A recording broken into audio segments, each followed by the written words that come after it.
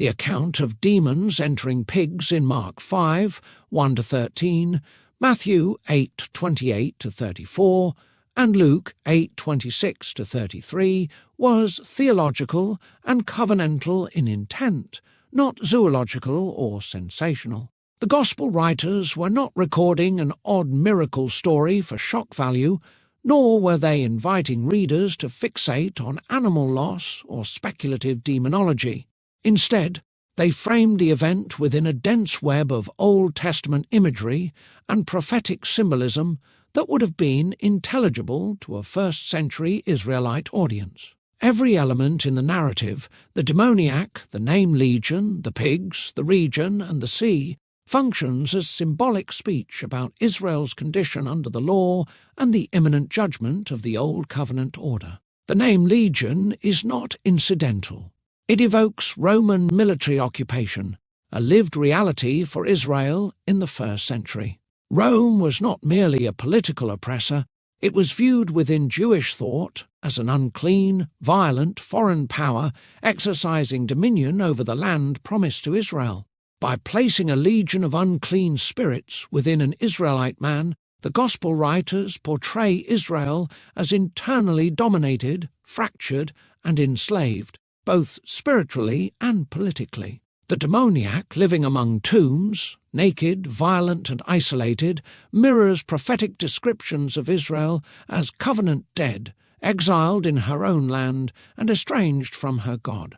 See Isaiah 1 and Ezekiel 37. The pigs themselves are equally loaded with meaning. Under the law, pigs are explicitly unclean animals, per Leviticus 11:7. Their presence signals ritual defilement and covenant violation. This is not accidental staging, it is symbolic shorthand. The demon's request to enter the pigs is not about preference or logistics, it is about transfer. Covenant uncleanness is being displaced from Israel and placed onto what is already identified as unclean.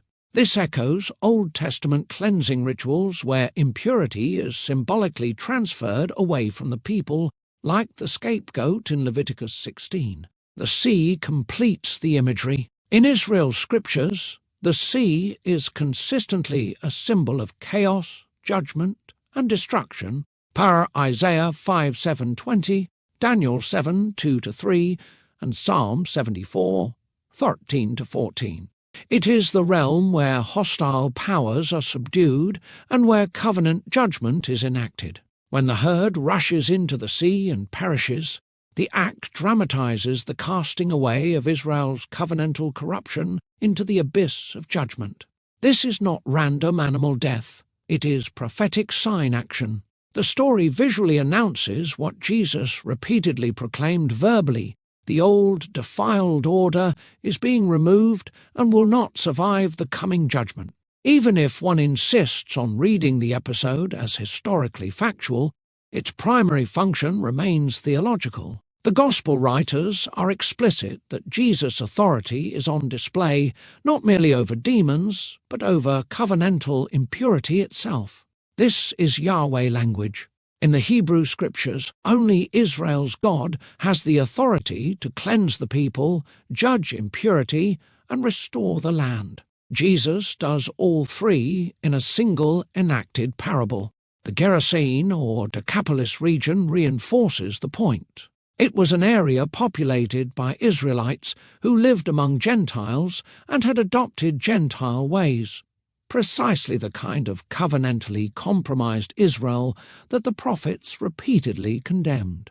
These were not random pagans, they were lost sheep of Israel living as Gentiles. By restoring the demoniac and sending him back clothed, sane, and commissioned to proclaim what the Lord had done, Jesus presents a living picture of restored Israel, no longer naked, no longer mad, no longer dwelling among the dead. Thus, whether one emphasizes the historicity of the event or its symbolic structure, the conclusion is the same.